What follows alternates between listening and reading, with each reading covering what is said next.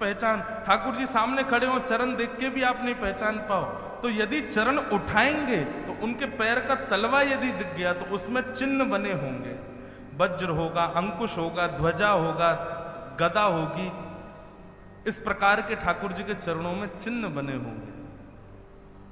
और अंतिम और सबसे श्रेष्ठ ठाकुर जी के चरण देखते ही आपके हृदय में जितने विकार, जितनी दूषित भावना, जितनी दूषित हमारी आदतें हैं, देखते ही सब नष्ट हो जाएंगी। समझ जाना ये ठाकुर जी। इसलिए हमारे यहां कहा गया, जिसको देखो पहले उसके चरण देखो, क्या पता किसी रूप में, ना जाने किस रूप में तो हे नारायण मिल जाए, किस रूप में आ जाए ठाकुर जी।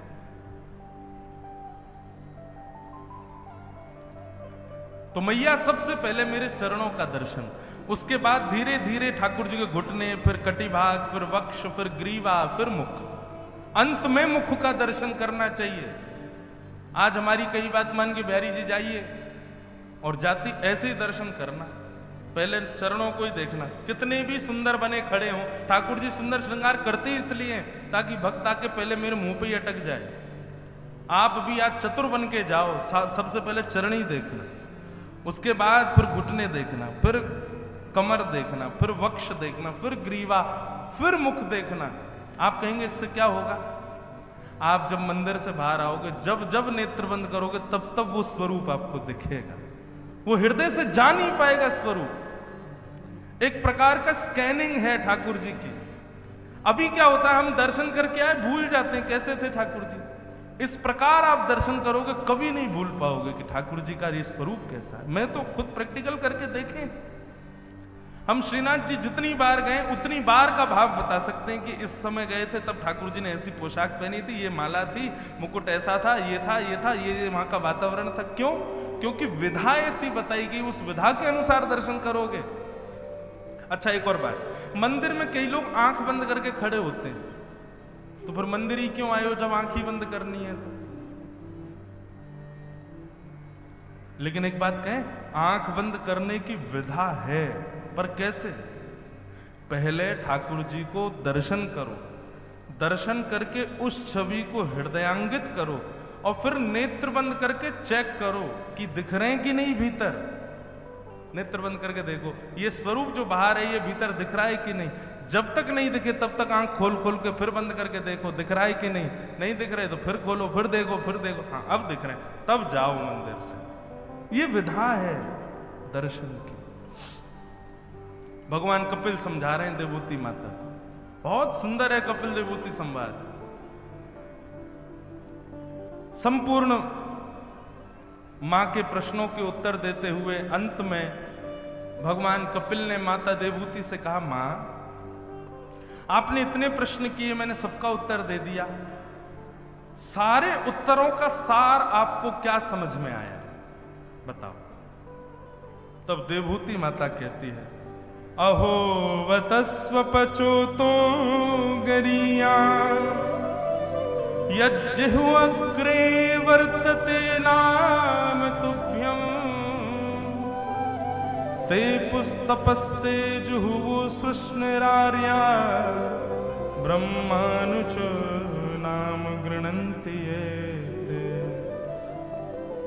बोले हे नाथ, बताऊं मुझे क्या समझ आया? बोले क्या?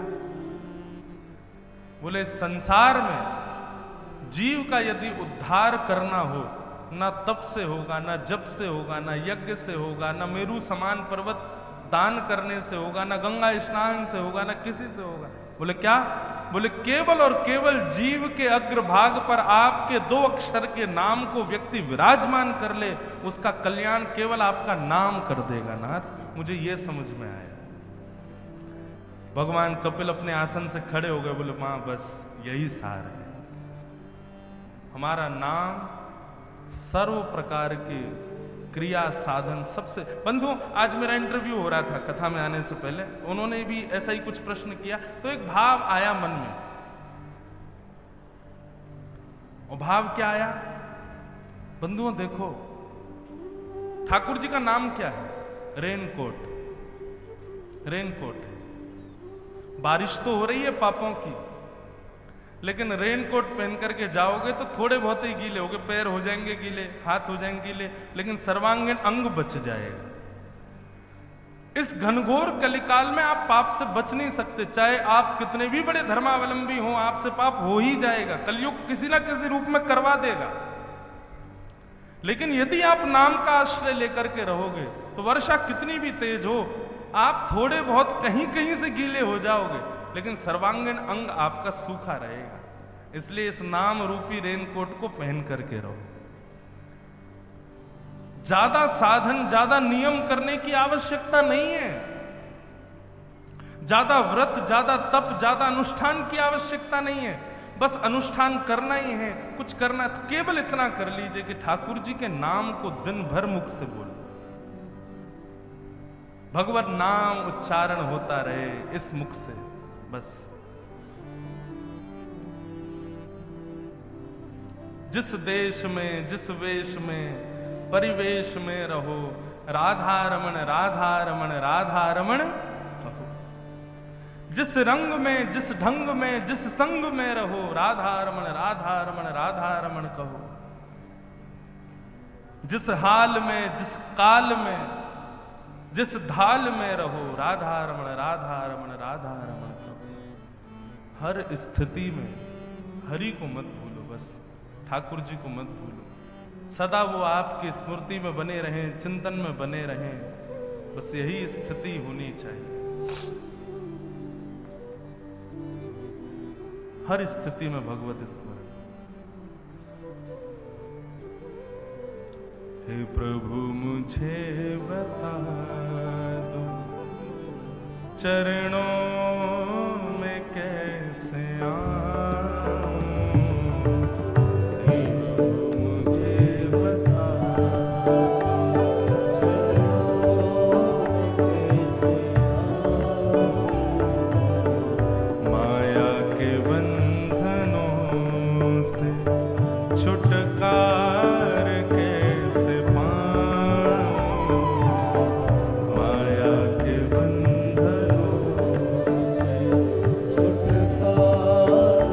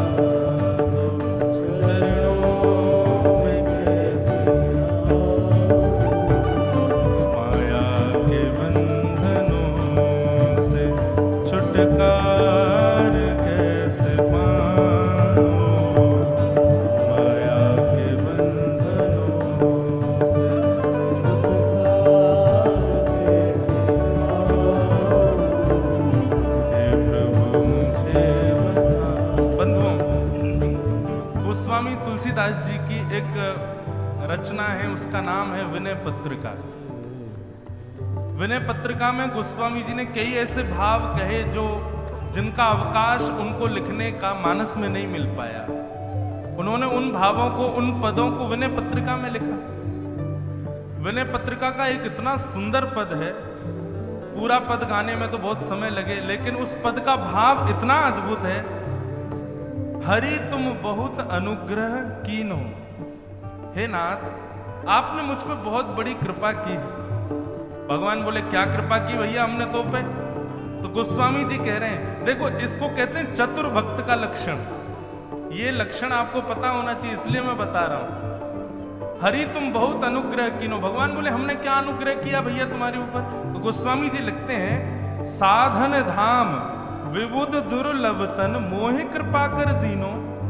हे नाथ, इस संसार से बचने का एक ही साधन है और वो है मानव तन, क्योंकि इसी से साधन होते हैं, इसी से भजन होता है, और आपने कृपा करके मुझको मानव बनाया, ये आपकी बड़ी कृपा है ठाकुर जी। भगवान बोले अच्छा, बहुत बढ़िया बात, और क्या कहना चाहते हो? बोले कोटियों मुख कही जात ना प्रभु के एक एक उपकार। मैं एक नहीं हजारों करोड़ों मुख से भी आपके उपकार बताऊं ना ठाकुर जी तो भी कम पड़ जाएंगे, आपने इतना उपकार किया। देखो भक्त को कभी कभी ये ज्यादा भाव में नहीं रहना चाहिए, कभी कभी चतुर भी बनना चाहिए अपने कल्याण के लिए। इसलिए गोस्वामी जी के इस भाव को बहुत ध्यान से सुनना। गोस्वामी जी ने पहले तो भगवान की बड़ी प्रशंसा की, बोले आप तो बड़े कृपालु हो ठाकुर जी, मैं तो करोड़ों मुख से भी आपकी प्रशंसा नहीं कर सकता, आपने इतनी कृपा मुझ पे की। लेकिन तदपि नाथ कछु और मांगे हूं, हे नाथ इतनी कृपा आपने मुझ पे करी, परंतु मैं अपने स्वभाव से बाज कैसे आऊं, मेरी थोड़ी और मांगने की इच्छा है। दीजिए परम उदार, आप कृपा करके मुझे और एक वस्तु दीजिए। भगवान बोले हाँ हाँ मांगो, क्या चाहिए? गोस्वामी जी बोले पहले थोड़ा भाव समझिए। विषय वारी मन मीन भिन्न नहीं होत कबहु पल एक। बहुत ध्यान से सुनिएगा। गोस्वामी जी कह रहे हैं विषय रूपी जल में, संसार के जितने भी विषय हैं माया के, इस विषय रूपी जल में मेरी मन रूपी मछली घूम रही है ठाकुर जी। कभी समोसा के पीछे भागती है, कभी जलेबी के पीछे भागती है, कभी कचौड़ी। ये तो मैं बड़े अच्छे नाम बता रहा हूं, मन तो बहुत बुरी बुरी जगह भागता है।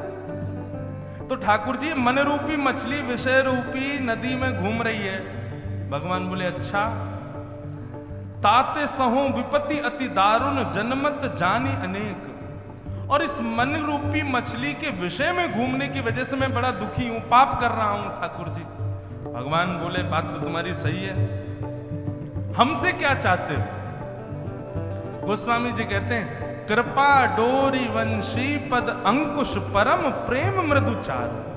हे नाथ, जिस प्रकार एक मछली पकड़ने वाला व्यक्ति वो बंशी सी लेके जाता है, उसमें धागा लगा होता है, धागे में कांटा लगा होता है, और जाकर के कांटा फेंक देता है नदी में, और एक टक बैठा रहता है, उस धागे को एक टक एक अपलक नेत्र से देखता रहता है। जैसे ही वो धागा थोड़ा सा हिलता है, तुरंत वो पीछे खींच करके मछली को बाहर निकाल लेता है।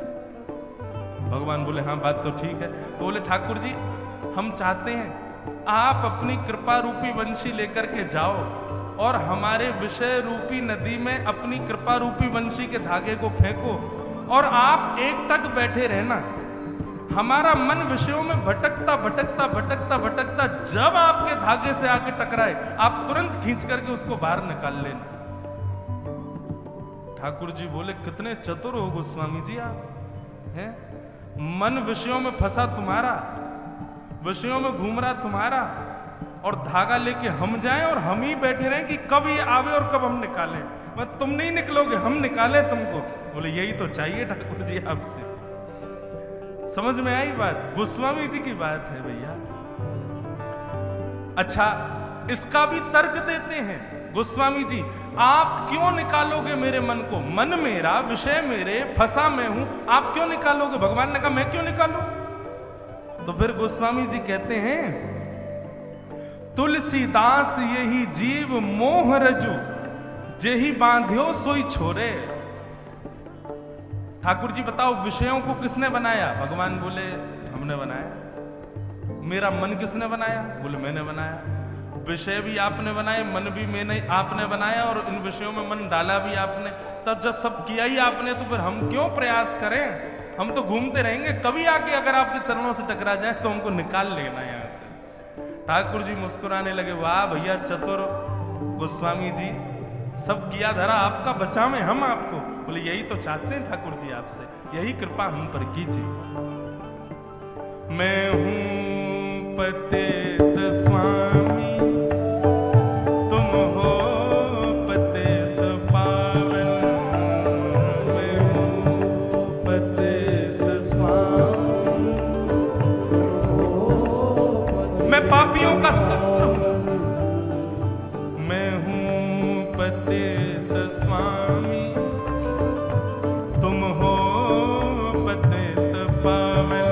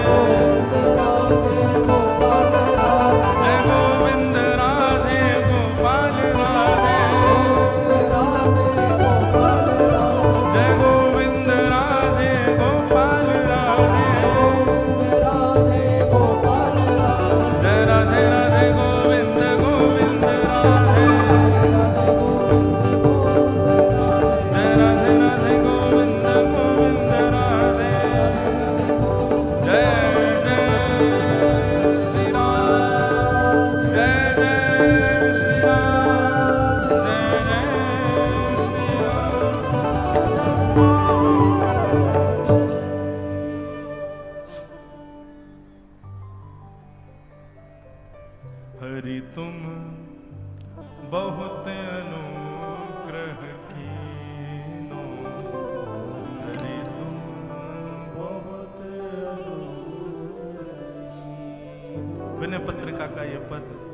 सुंदर है। अपनी जिम्मेवारी ठाकुर जी पर छोड़ो। ज्यादा अपनी चक्कर में पड़े रहोगे, हम ही अपना कल्याण करेंगे, कभी नहीं हो पाएगा। हाँ, प्रयास थोड़ा बहुत करो, परंतु ठाकुर जी को थोड़ी थोड़ी जिम्मेवारियां दो। बोले नाथ कृपा करो, हमें बचाओ, आप ही करोगे।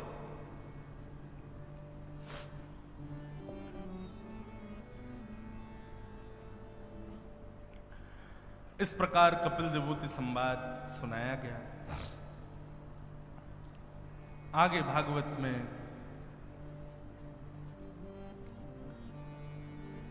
भगवान देवभूति के भैया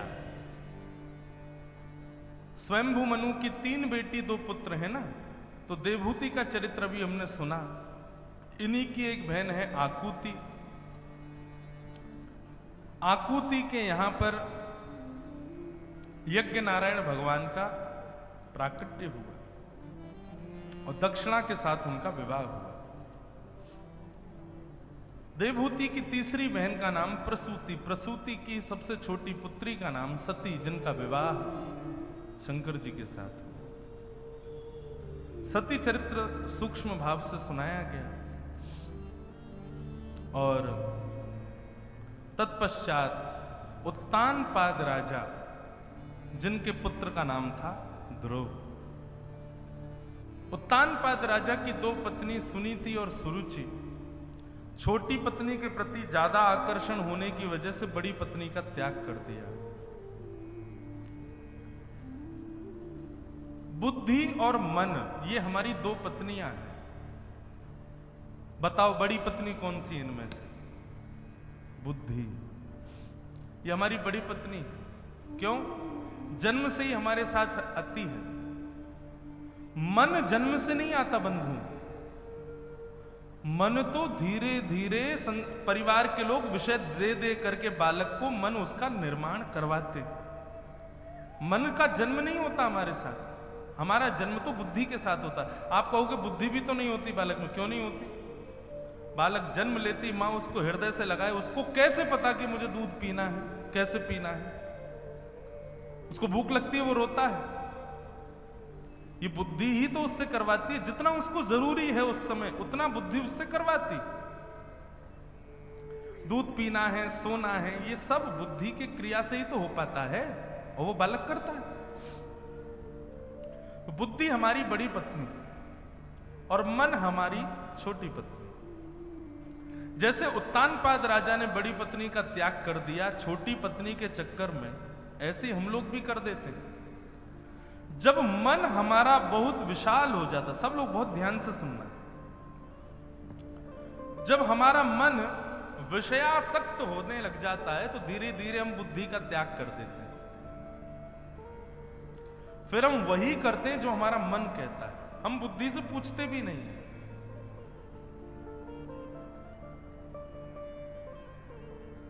ध्यानपूर्वक सुनो। आप कहेंगे क्या करना चाहिए? बुद्धि की माननी चाहिए या मन की माननी चाहिए? किसी एक की नहीं माननी है बंधुओं। बुद्धि के मार्ग पर चलोगे तो भी दिक्कत है, और बुद्धि छोड़ मन के मार्ग पर चलोगे तो भी दिक्कत है। तो फिर क्या करें? बुद्धि और मन ये दोनों एक रस हो जाएं, ये हमें करना है। अभी स्थिति क्या है? बुद्धि और मन 2 रास्ते दिखा देती। बुद्धि कोई रास्ता, मन दूसरा रास्ता। हम कंफ्यूजन में रहते हैं, कहां जाएं? आध्यात्म क्या करता है, भक्ति क्या करती है, कथा क्या करती है? मन और बुद्धि दोनों को एक कर देती है। फिर आपके मन में 2 चॉइस नहीं आएंगी, एक ही आएगी। आध्यात्म के बाद में, आध्यात्म जीवन में आने के बाद, भक्ति के आने के बाद में चॉइसेस खत्म हो जाती हैं, ऑप्शंस खत्म हो जाते हैं। एक ही बात आएगी मन में, वही करना है।